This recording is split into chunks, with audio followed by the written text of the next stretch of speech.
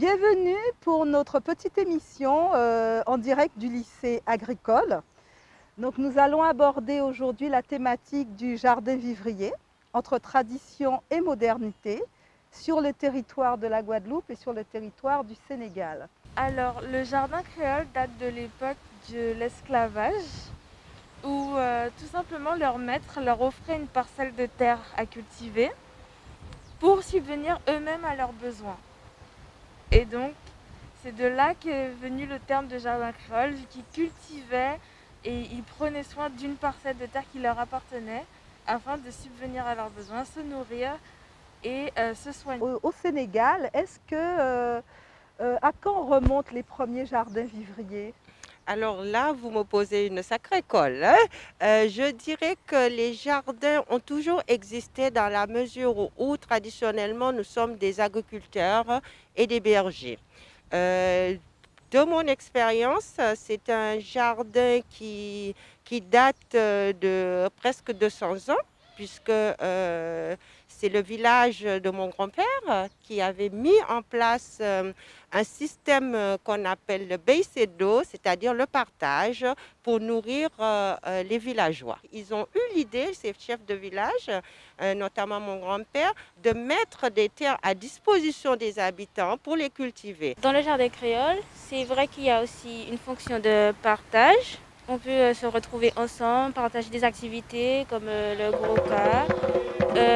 On peut se partager des connaissances sur nos cultures.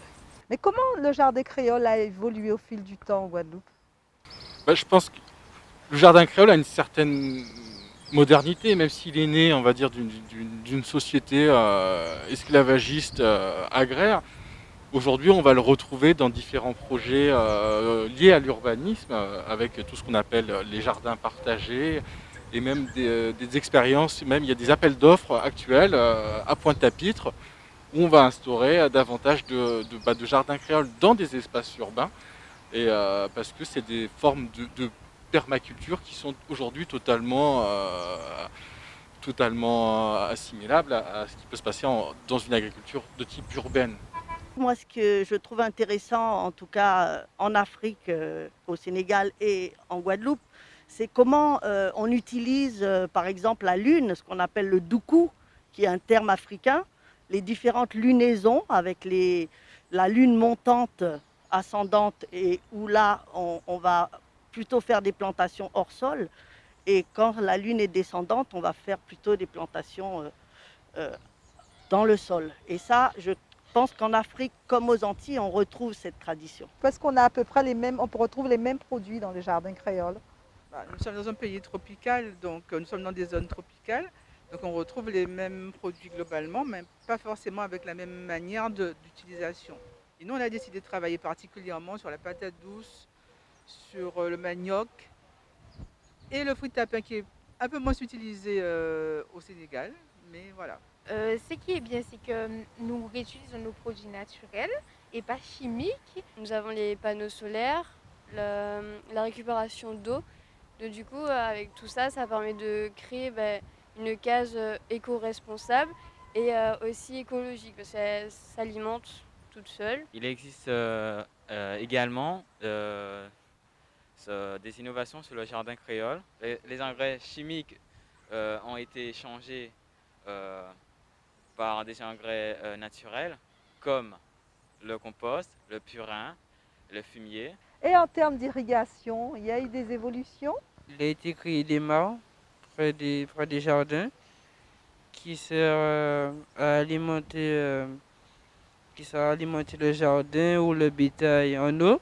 Actuellement, un système d'irrigation a été mis en place par le successeur de El Hadj Mama Aw, qui est mon grand-père, qui est donc mon oncle. Il a installé des systèmes de pompes d'irrigation et il a fait des tranchées pour accéder, puisque nous avons le fleuve Sénégal, un bras du fleuve Sénégal qui passe à côté du village. Donc, ce système avec une pompe solaire, irrigation, qui est chargée d'alimenter les terres pour l'agriculture. Le but est vraiment d'optimiser la biodiversité du jardin, c'est-à-dire d'associer des cultures différentes techniques naturelles, mais aussi différentes plantes. Donc, c'est plusieurs tactiques qui vont permettre au sol au sol de s'enrichir et aux plantes de s'aider les unes les autres. On a donc tenu à avoir donc, le système traditionnel avec la case créole qu'on peut apercevoir d'ici.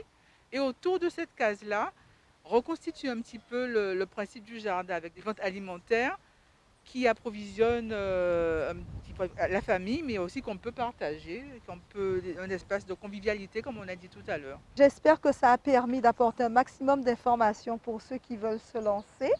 Donc on a vu qu'on a les mêmes caractéristiques sur les deux territoires. L'histoire est à peu près la même. Et donc est rappelé que c'est un projet qui s'inscrit dans le cadre de Africa 2020 et une coopération entre l'Afrique et la Guadeloupe. Merci à tous.